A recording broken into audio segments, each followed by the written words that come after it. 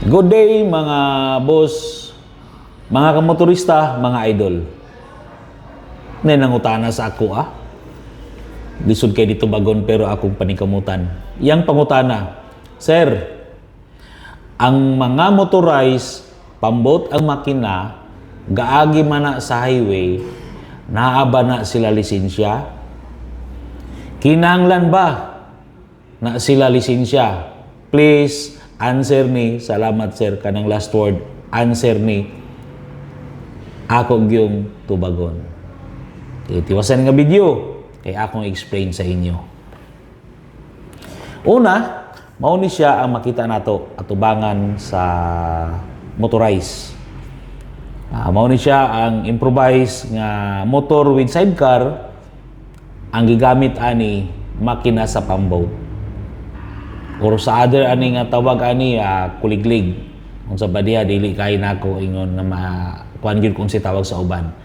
Basta mao ni siya ang motorized ug mao ni siya ang gipangutana sa usa sa akong solid follower. So, matud pa sa Section 19, Article 3, Chapter 3 of the Republic Act 4136, also known as Land Transportation and Traffic Code, mao gining gibutang ang basahon. Dictates the duty to procure license. It mandates that no person shall operate a motor vehicle on the Philippine highways without first obtaining a valid driver's license for the current year.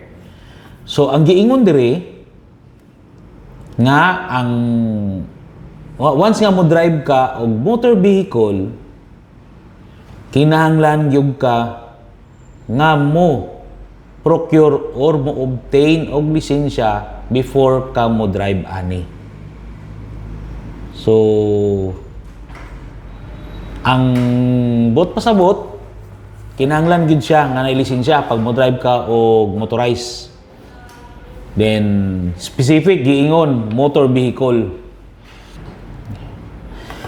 The legal definition of a motor vehicle is ingani gyud mao gini. Under Republic Act 4136, the Land Transportation and Traffic Code naghatag sa meaning sa motor vehicle as a motor vehicle is explicitly defined as any vehicle bisag unsa nga sakyanan propelled by any power. So gidala bisag unsa nga power other than muscular power. So ang meaning, any vehicle gipadagan sa any power walay labot kung muscular power or kanang padjak. So kanang padjak wala na siya kanang kinahanglan nga lisensya. Other than that, electric vehicle baka or gidalaan ang pambot nga makina unsa ba diha, kinahanglan gyud ka og driver's license. Ang crucial warning ani about improvised vehicle kay ang LTO dili gyud mo rehistro aning improvised nga motorcycle with sidecar or motorized with sidecar or kining gitawag nga tricycle. Ngano? Wala ni siya naka-meet sa emission safety o manufacturing standard. So, ang masapun ani, ang driver mag-atubang gyud sa dako nga penalty sa pag-drive sa improvised nga sakyanan ug sa walay rehistro nga sakyanan. So, okay, natubag na ko. So,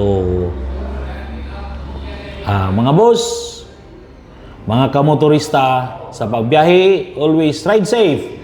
Drive safe, mga idol.